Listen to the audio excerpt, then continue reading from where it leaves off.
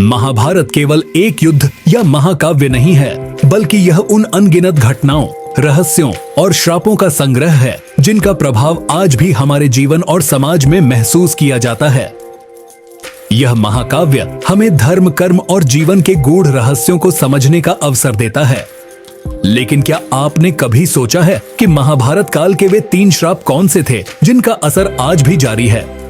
महाभारत के युद्ध के दौरान एक ऐसा पल आया जिसने पांडवों के जीवन को झकझोर कर रख दिया। माता कुंती ने अपने बेटों को एक ऐसा रहस्य बताया जिसे सुनकर वे हतप्रभ रह गए। उन्होंने बताया कि कर्ण, जिसे उन्होंने युद्ध के दौरान मार गिराया था, उनका ही सगा भाई था। यह सच्चाई सुनते ही पांडव गहरे शोक में डूब गए। उनके लिए यह असहनीय था कि उन्होंने अनजाने में अपने ही भाई का वध कर दिया। इस रहस्य के खुलासे ने युधिष्ठिर के मन को सबसे अधिक आहत किया। कर्ण, जो उनके दुश्मन के रूप में उनकी आंखों के सामने था, दरअसल उनके सबसे बड़े भाई और कुंती के पहले पुत्र थे। यह जानते हुए युधिष्ठिर ने कर्ण के प्रति अपनी कृतज्ञता और अपराध बोध के साथ विधि विधान से उनका अंतिम संस्कार किया। उन्होंने हर वह संस्कार किया जो एक बड़े भाई को सम्मान देने के लिए किया जाता है। इसके बाद युधिष्ठिर अपनी माता कुंती के पास गए। शोक और आक्रोश से भरे हुए युधिष्ठिर ने अपने मन की पीड़ा व्यक्त की। वह स्तब्ध थे कि उनकी माता ने इतने महत्वपूर्ण रहस्य को इतने लंबे समय तक छिपाए रखा। उनकी यह चुप्पी युद्ध और विनाश का कारण बनी। युधिष्ठिर ने शोकाकुल अवस्था में पूरी स्त्री जाति को श्राप दे डाला। उन्होंने कहा कि अब से कोई भी स्त्री अपने भीतर कोई रहस्य नहीं छिपा पाएगी।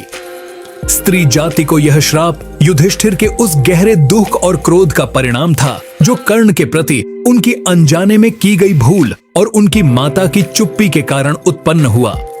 यह घटना महाभारत के इतिहास की एक गहरी और मानवीय पीड़ा को दर्शाती है, जो दिखाती है कि रिश्तों, भावनाओं और गलतफहमियों के बीच युद्ध की भयावहता कैसे सच्चाई को छिपा लेती है। महाभारत का दूसरा श्राप एक अमरदंड की कहानी को दर्शाता है। महाभारत युद्ध के अंतिम दिनों में अश्वत्थामा ने अपने पिता द्रोणाचार्य की मृत्यु का बदला लेने के लिए पांडवों पर ब्रह्मास्त्र चलाया। ब्रह्मास्त्र का उपयोग अत्यंत विनाशकारी था और इसे केवल विशेष परिस्थितियों में ही प्रयोग करने का अधिकार था। अश्वत्थामा के इस कदम को देखकर अर्जुन ने भी अपना ब्रह्मास्त्र छोड़ दिया। युद्ध भूमि में इस विनाशकारी स्थिति को देखकर महर्षि व्यास ने तुरंत हस्तक्षेप किया। उन्होंने दोनों योद्धाओं को अपने अपने अस्त्र वापस लेने का आदेश दिया। अर्जुन, जो ब्रह्मास्त्र का ज्ञान रखते थे, ने इसे तुरंत वापस ले लिया।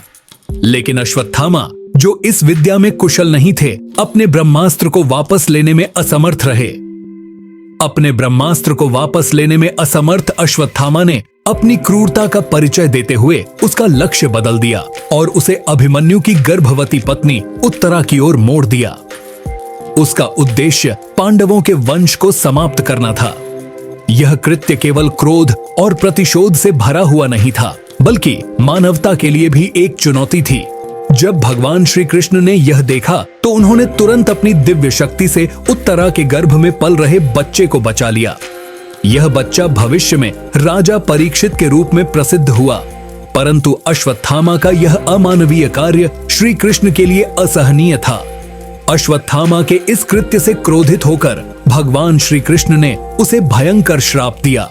उन्होंने कहा, तुम हजारों वर्षों तक इस पृथ्वी पर भटकते रहोगे। तुम्हारा शरीर घावों से भरा रहेगा और वह कभी नहीं भरेगा। कोई भी पुरुष तुम्हारे साथ बात नहीं करेगा या तुम्हें शरण नहीं देगा।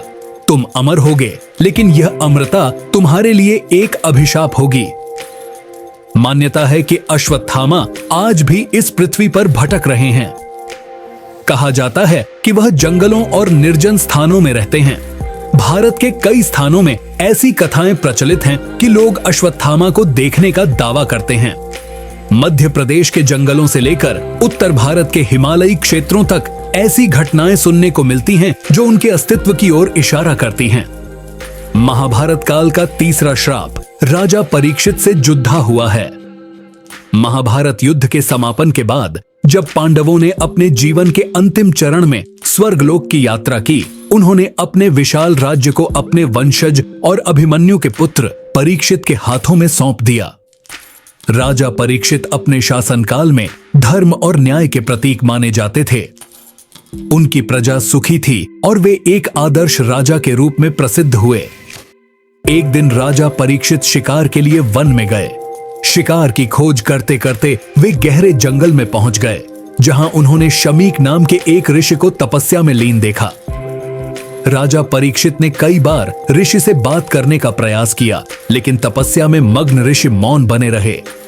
राजा, जो थकावट और प्यास से व्याकुल थे, इस मौन को अपमान समझ बैठे। क्रोधावेश में आकर उन्होंने वहीं पड़े एक मृत सर्प को उठाया और ऋषि शमीक के गले में डाल दिया। यह उनका क्षणिक क्रोध था, लेकिन इस घटना के परिणाम ने इतिहास की दिशा ही बदल दी। जब ऋषि शमीक के पुत्र श्रृंगी को इस घटना का पता चला तो वे अत्यंत क्रोधित हुए। उन्होंने अपने पिता का अपमान सहन नहीं किया और राजा परीक्षित को श्राप दिया। आज से 7 दिन बाद तक्षक नामक नाग के डसने से राजा परीक्षित की मृत्यु होगी।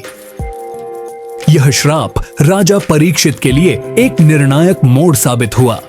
परीक्षित ने अपने अंतिम दिनों में इस श्राप को स्वीकार करते हुए गंगा के किनारे तपस्वियों के साथ अपना शेष जीवन बिताने का निर्णय लिया। उन्होंने उन 7 दिनों को अध्यात्म और भागवत कथा सुनने में समर्पित किया, जिसे ऋषि शुकदेव ने उन्हें सुनाया। राजा परीक्षित के शासनकाल में धर्म का इतना प्रभुत्व था कि कलयुग का साहस नहीं था कि वह पूरी तरह पृथ्वी पर हावी हो सके। लेकिन जैसे ही राजा परीक्षित की मृत्यु हुई, कलयुग ने अपनी जड़ें फैलानी शुरू कर दी। परीक्षित की मृत्यु के बाद पृथ्वी पर अधर्म, छल, कपट और अन्याय का विस्तार होने लगा और आज का कलयुग बना। महाभारत के रहस्यमयी श्रापों की यह यात्रा यहीं समाप्त होती है, जिनका प्रभाव आज भी बना हुआ है। लेकिन इससे जुड़े और भी रोचक पहलुओं को जानने के लिए जुड़े रहें। अगर आपको यह वीडियो पसंद आया हो तो इसे लाइक करें, अपने दोस्तों और परिवार के साथ साझा करें और हमारे चैनल को सब्सक्राइब करना न भूलें। अपने सुझाव और विचार हमें कमेंट में जरूर बताएं।